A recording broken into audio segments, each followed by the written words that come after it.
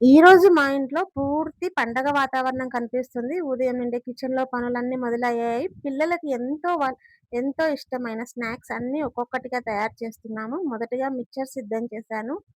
అందులో బూందీ, సేవ్ పల్లీలు, కరివేపాకు, మసాలాలు వేసి చాలా టేస్టీగా తయారు చేశాము. వేడి వేడిగా ఉండగానే అందరూ వచ్చి కొంచెం కొంచెం కొంచెం టేస్ట్ చేశారు. ఇల్లంతా మంచి సువాసనతో నిండిపోయింది. ఆ తర్వాత లడ్డూని మొదలుపెట్టాము. బూందీ గూడా బాగా వేయించి పెట్టుకున్నాము. అదే ఆయిల్‌లోనే దీనికి మిక్చర్‌లోకి కావాల్సినవి పల్లీలు, తర్వాత శనగపప్పులు అన్నీ లైట్ దోరగా వేయించుకున్నామండి. ఎక్కువ మారితే టేస్ట్ పాడైతుంది. ఈ వేయించుకోవడంలోనే టెక్నిక్ ఉంది. దాంట్లోనే లాస్ట్‌లో ఆఖరిన కరివేపాకేసుకోవాలి. ఫస్ట్‌లోనే వేయగూడదు. ఇవన్నీ తీసేసి ఒక గిన్నెలోకేసేసుకున్నానండి. కొద్దిసేపు చల్లారబెట్టాలి. చల్లారకుండానే మూతలు పెట్టకూడదు గదా! ఇవన్నీ చల్లారేలోపే వేడి వేడిగా ఉన్నప్పుడే జీలకర్ర పొడి, ఉప్పు, కారం, మసాలాలు అన్నీ కలిపేసుకుంటే మన మిక్చర్ రెడీ అయిపోతుంది. టేస్ట్ చూసి మళ్ళీ కొంచెం సాల్ట్ అడ్జస్ట్ చేస్తున్నాను. తర్వాత అరిసెల కోసం పాకం పట్టుకుంటున్నానండి. ఒక పడి బియ్యానికి ఒక కిలో బెల్లం తీసుకున్నాను. ఈ పాకం పట్టడంలోనే చాలా టెక్నిక్ ఉందండి. నిజానికైతే నాకు పాకం పట్టడానికి రాదండి. వేరే వాళ్ళు చెప్తుంటే చేస్తున్నాను.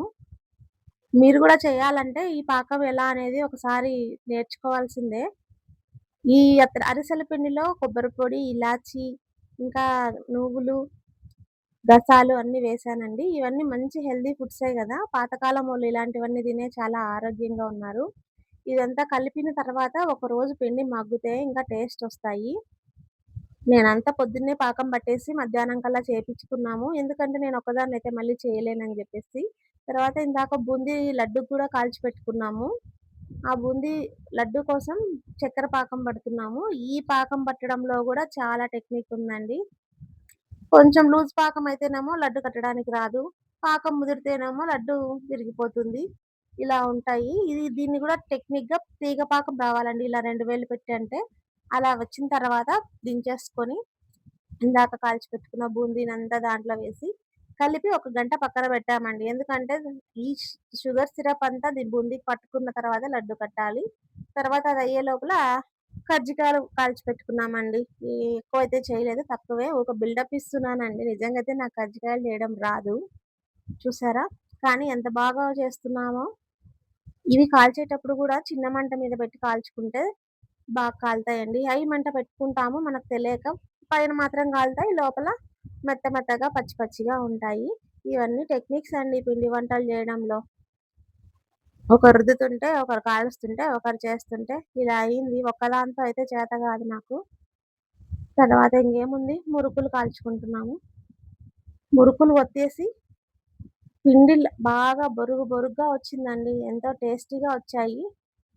నాకైతే రావు. కానీ మా వాళ్ళు హెల్ప్ చేశారు. ఇంట్లో ఈ రోజంతా చాలా కష్టపడి పని చేసినా గానీ, అలసటైతే రావటం లేదండి. ఎందుకంటే, ఇవన్నీ మా ఫ్యామిలీ మెంబర్స్ తిని చాలా ఇష్టంగా, తృప్తిగా ఉంది అంటున్నప్పుడు, ఆ చేసిన కష్టమంతా ఎక్కడికో ఎళ్ళిపోతుంది.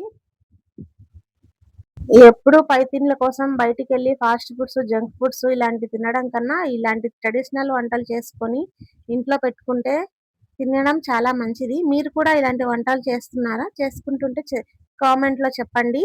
అరిసెలయితే చాలా సూపర్‌గా వచ్చాయి. మురుకులు అన్నీ బానే వచ్చాయండి టేస్టీగా. ఒక వారం, 10 రోజులు దాకా ఏం డోకా లేదు. మా అబ్బాయికైతే కొన్ని పంపించాను. ఇంకా కొన్ని మా దగ్గర పెట్టుకుంటాము. దీంట్లోనే ఇద్దరికి షేర్ చేస్తాను. వీడియో నచ్చితే లైక్ చేయండి. నా ఛానల్‌ని సబ్స్క్రైబ్ చేయండి. ఇలాంటి వీడియోల కోసం నా ఛానెల్‌ని చూస్తూనే ఉండండి. Thank you for your watching. Bye.